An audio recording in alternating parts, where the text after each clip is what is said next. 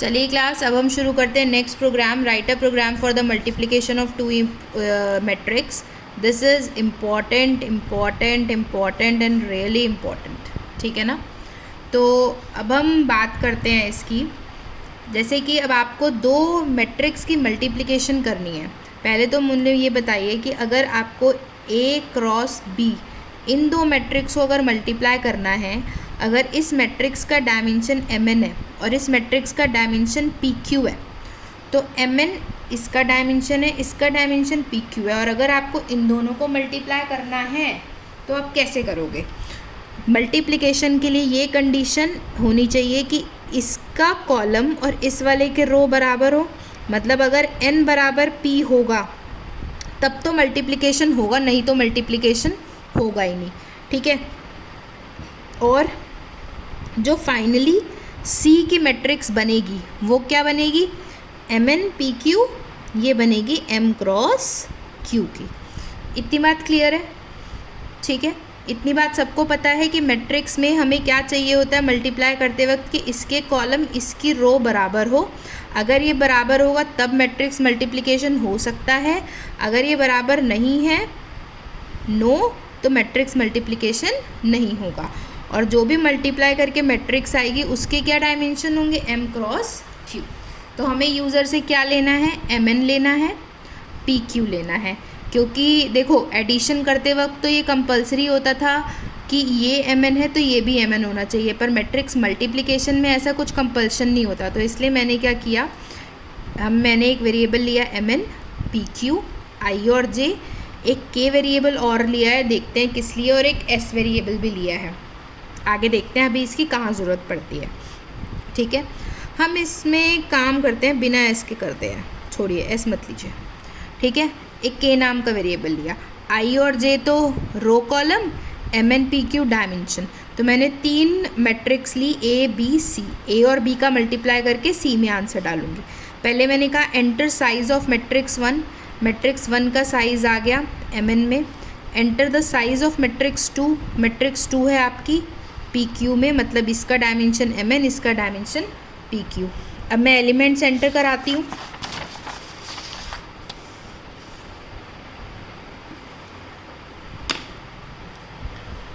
अब मैंने लिखा printf enter the elements.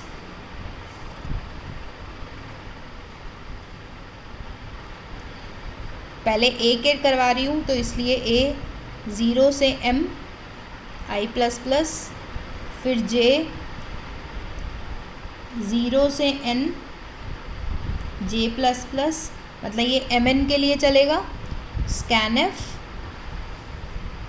Percentile d comma m% ai j, ये a के एलिमेंट आ गए क्योंकि mn डायमेंशन थी। अब मैंने लिखा b के एलिमेंट एंटर करिए, enter the elements of b, ठीक है। फॉर i 0 से b के क्या थे? pq, इसलिए इसमें i का चलेगा p तक क्योंकि इसमें p नंबर ऑफ रोज थी, j चलेगा q तक क्योंकि इसमें q नंबर ऑफ कॉलम्स थे, ठीक है।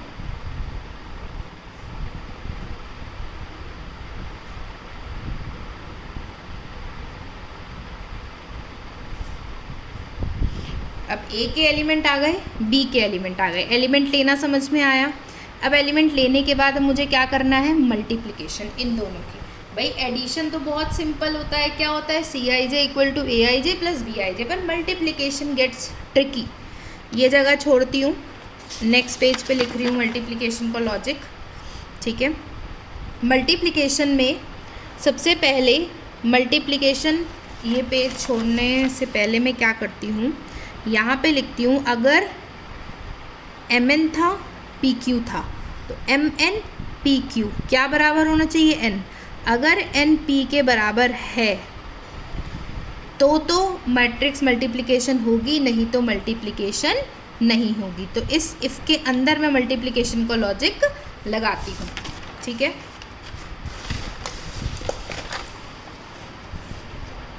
अच्छा, अब मल्टीप्लिकेशन के लॉजिक के लिए मुझे आंसर किस में फाइंड करना है, सी के लिए ना।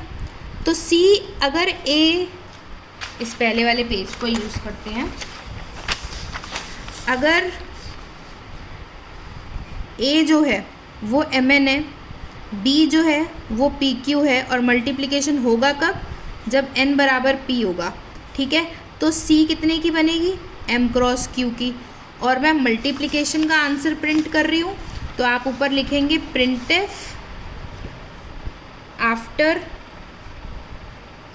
मल्टीप्लिकेशन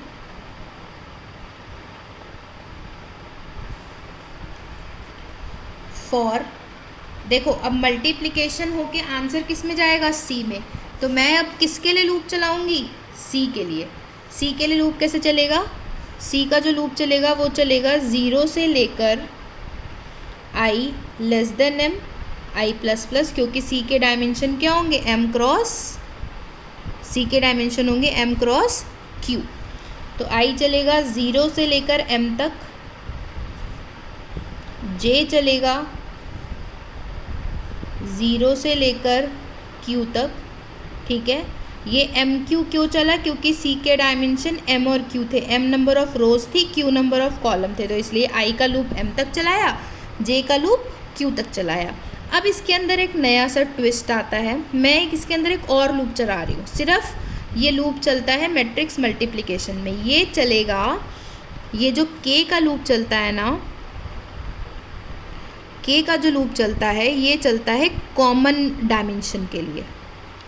कॉमन डायमेंशन का मतलब आप समझ रहे हैं क्या होता है, कॉमन डायमेंशन मतलब अगर ए एम क्रॉस एन था, बी पी क्रॉस क्यू था, तो इन दोनों में ये सेम होगा तभी होगा मल्टीप्लिकेशन। तो ये है हमारा कॉमन डायमेंशन, ठीक है जी। अब तो k कॉमन डायमेंशन के लिए चलता है, तो k चलेगा 0 से लेकर n तक चला लो या p तक चला लो, एक ही बात है, क्योंकि n और p तो बराबर ही है। इसमें ये स्टेटमेंट लिखी जाती है, यहाँ लिखेंगे सबसे पहले हम सी आई जे इक्वल टू 0, पूरा एक्सप्लेन कर रही हूँ। C I J is equal to C I J plus A I K into B के जे सेमीकोलन। पूरा कंसेप्ट समझा रही हूँ, 1 मिनट ज़रा इस चीज़ को नोट डाउन कर लें, ठीक है।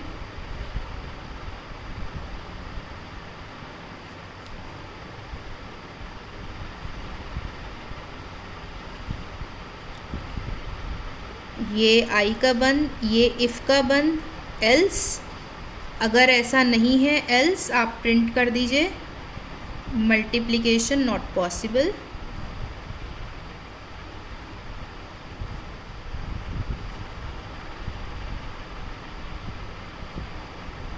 मेन का ब्रैकेट बंद। देखिए ज़रा ध्यान से, अब आप ध्यान से देखो। मान लीजिए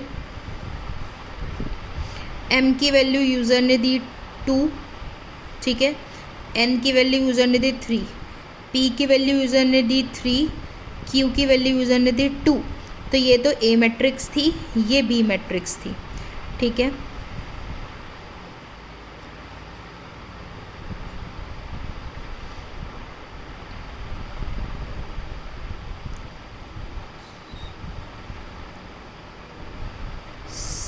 वन 2 3 4 5 6, 1 2 3 4 5 6, ये आपकी ए मैट्रिक्स थी, ये आपकी बी मैट्रिक्स थी। ए मैट्रिक्स में 2 रोज़ 3 कॉलम, बी मैट्रिक्स में 3 रोज़ 2 कॉलम, ठीक है। अब इनको मल्टीप्लाई करना है।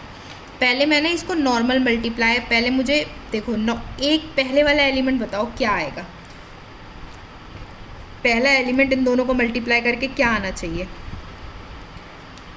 ये इसके पूरे से होती है, that is 1 into 1 plus 2 into 3 plus 1 into 1 plus 2 into 3 plus 3 into 5। ये सिर्फ एक एलिमेंट मिलता है ना, तो एक एलिमेंट को फाइंड आउट करने के लिए आपने कितनी चीज़ों को ऐड किया, 3 को, सिर्फ एक एलिमेंट को फाइंड आउट करने के लिए। ठीक है जी, ये आपका पहला एलिमेंट था। अब मैं इसके दूसरे एलिमेंट की बात कर रही हूँ। ये पहला था, ये दूसरा है। दूसरा एलिमेंट कैसे फाइंड आउट होगा? दूसरा एलिमेंट बताइए कैसे होगा? पहला तो ऐसे हुआ था, दूसरा ऐसे होगा। दूसरा एलिमेंट होगा 1 × 2 प्लस 1 × 2 प्लस 2 × 4 प्लस 3 × 6। दूसरे एलिमेंट को फाइंड आउट करने के लिए भी आपने 3 चीज़ों को ऐड करना है, तो जाके एक और एलिमेंट आएगा, ऐसे ही एक और एलिमेंट आएगा, ऐसे ही एक और, क्योंकि फाइनली ये मैट्रिक्स कितने की बनेगी? 2 2 की। ये 2 3 की थी, ये 3 2 की थी, तो फाइनली आंसर आपको क्या मिलेगा? 2 2 का। और देखो ये भी 3, ये भी 3, तो 3 कॉमन। अब आपने देखो कॉमन क्या था? 3। जो चीज़ कॉमन होती है ना, उतने ही बार प्लस कर कर आपको एक एलिमेंट का आंसर मिलता है। जैसे यहाँ पे आपको एक एलिमेंट को फाइंड आउट करने के लिए कितनी चीज़ों को ऐड करना पड़ा था? 3। यहाँ पे एक एलिमेंट को फाइंड आउट करने के लिए कितनी चीज़ों को ऐड करना पड़ा? 3। क्यों 3? क्योंकि 3 ही कॉमन था। अगर 2 कॉमन होता तो 2 बार करते, चाहे आप देख लेना किसी भी नॉर्मल मैट्रिक्स को मल्टीप्लाई करके। तो मैंने क्या किया, सबसे पहले जब i की वैल्यू 0 थी, 0 चला मतलब i चला 0 से लेस देन m, j चला 0 से लेस देन q। इसको तो बताने की ज़रूरत नहीं है कि m q क्यों चला, क्योंकि c के डायमेंशन क्या हो जाएंगे? m/q। मैंने क्या किया, सारे एलिमेंट में पहले इनिशियली 0 डाल दिया। ठीक है, फिर ये मैंने k का लूप चलाया। k का लूप क्यों चलाया? इसको फाइंड आउट करने के लिए। जितनी बार ये एडिशन हो रहा है ना, एक एलिमेंट को फाइंड आउट करने के लिए 3 एडिशन हो रहे हैं, तो इसलिए k का लूप चला। k का लूप चलते कॉमन के लिए, अभी मैंने आपको बताया था। तो क्या होता है, देखो सबसे पहले i 0 j 0। ठीक है, अब मैं 0 0 वाले एलिमेंट की बात कर रही हूँ। i 0 j 0, ध्यान से समझिएगा। इसमें k भी क्या हो गया? 0। तो c 0 0 क्या होगा? c 0 0 प्लस, इसलिए इनिशियली मैंने हर एक में क्या कर दिया? 0। c 0 0 मतलब 0 plus a i k। i की वैल्यू 0 थी, j की k की वैल्यू भी 0 है। a 0 0 इंटू k j भी 0 0, a 0 0 इंटू b 0 0। a 0 0 में क्या है? 1, b 0 0 में क्या है? 1, तो 0 1 इंटू 1। ठीक है, ये होगा ऐड। अब k का लूप चलना बंद, फिर k घूमा, क्योंकि पहले k ख़त्म होगा, फिर j ख़त्म होगा, फिर i ख़त्म होगा। अब फिर से आपका k का लूप घूमेगा। थोड़ा सा डिफ़िकल्ट है, समझने की कोशिश करिए। अब फिर से k का लूप घूमा, k फिर से चला गया 1। जब k 1 हुआ तो k 1 के लिए क्या हुआ? c 0 0। c 0 0 में जब पहले k के लिए 0 चला था, तो ये पूरी वैल्यू इसमें चली गई थी, तो i j तो चेंज नहीं हो रहा ना, तो अब c 0 0 की वैल्यू ये हो गई। तो c 0 0 plus a 0 1 into b 1 0। 0 1 ये रहा a का, और b 1 0 ये रहा, तो 2 इंटू 3। आप देख रहे हो ऐसे ही मल्टीप्लिकेशन आगे बढ़ रही है, तो दैट इज़ 2 इंटू 3। फिर k का लूप चलना बंद, फिर k आगे बढ़ा। k की वैल्यू कहाँ से कहाँ तक जानी है? 0 से 2 तक। अब k की वैल्यू 2। ठीक है, c 0 0 is equal to c 0 0। अब c 0 0 ये हो गया था पुराने वाले आइट्रेशन से, plus a 0 2 into b 2 0। a 0 2 into b 2 0, that is 3 into 5। तो जब आपने इस लूप से करा, तो एक एलिमेंट को फाइंड आउट करने के लिए 4 चीज़ें ऐड हुई। 0 ऐड हुआ, कोई फ़र्क नहीं पड़ता। ये 3 चीज़ें ऐड हुई, आप देख लो जब आपने नॉर्मल मैथ से करा था तब भी ये 3 चीज़ें ऐड हुई थी। कुछ भी नहीं है, C I J is equal to C I J plus. देखो k के अंदर i और j चेंज नहीं हो रहे, आप एक ही एलिमेंट को फाइंड आउट कर रहे हो। उस एलिमेंट को फाइंड आउट करने के लिए you are using the concept that is a i k into b k j। मतलब कि i और j देखो यहाँ कॉमन है, ये i और j, इसके बीच का जो इंडेक्स यहाँ पर आ रहा है ना k से कट के k आ जाता है। आप इस तरीके से मान लो याद करने के लिए कि a i k into b k j, क्योंकि जब आपने इसका ये वाला उठाया था ना, ये क्या था? 0 1 1 0, 0 2 2 0। पीछे वाली चीज़, बीच वाला जो k है वो इंडेक्स सेम रहता है। आप इसके अंदर देख लीजिए चाहे तो, 1 वाला ये जो है 1, ये कौन सा है, ए मैट्रिक्स का 0 0। 2 इसका कौन सा है, क्या है ये 0। ये कैसे लिखा था हमने, इसको इससे मल्टीप्लाई करा था, है ना, इस चीज़ को इससे करा था तो ये मिला था।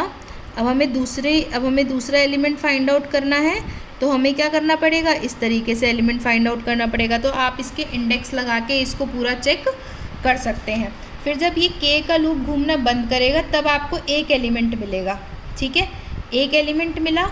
एक एलिमेंट मिलने के बाद फिर जे घूमेगा, फिर जे दूसरा एलिमेंट फाइंड आउट करेगा, जे की वैल्यू हो जाएगी 1, तो सी 0 1 में 0 डालेंगे, फिर से एक एलिमेंट को फाइंड आउट करने के लिए पूरी आइट्रेशन होगी। फिर एक रो ख़त्म होने के बाद लाइन चेंज, फिर आई बन, फिर इफ़ बन, अगर ऐसा नहीं है तो मल्टीप्लिकेशन नॉट पॉसिबल, एल्स बन, and then the program will finish. एक बार आप क्या करिएगा, इसको ट्राई करके देखिएगा, ठीक है। अगर नहीं समझ में आएगा तो I will repeat this again, but करना कुछ नहीं है, जैसे जैसे बस ये लाइन सबसे इम्पॉर्टेंट है इसमें कि C I J is equal to C I J plus A I K into B के जे। तो ए आई के बी के जे, आई के जे, ये के कॉमन होता है, ये याद रखना। ये लाइन हो जाएगी, एलिमेंट्स फाइंड आउट होते रहेंगे, कोई दिक्कत नहीं आएगी, ठीक है। अब आपको देखो, अब आपने मैट्रिक्स मल्टीप्लिकेशन में सबसे इम्पॉर्टेंट प्रोग्राम था मैट्रिक्स में सबसे इम्पॉर्टेंट प्रोग्राम था मैट्रिक्स मल्टीप्लिकेशन। इम्पॉर्टेंट, ये करना ही करना है। दूसरा आपने करा ट्रेस, इम्पॉर्टेंट है। सिमेट्रिक, इम्पॉर्टेंट है। Sum of two matrix, important है। Sum of all elements of matrix, important है। तो आपको मैंने टोटल 5 प्रोग्राम कराए हैं, पाँचों के पाँचों इम्पॉर्टेंट थे, सारे इम्पॉर्टेंट प्रोग्राम करा चुकी हूँ। 6th जो आपको खुद करना है, 6th आपको करना है लोअर ट्राइंगल,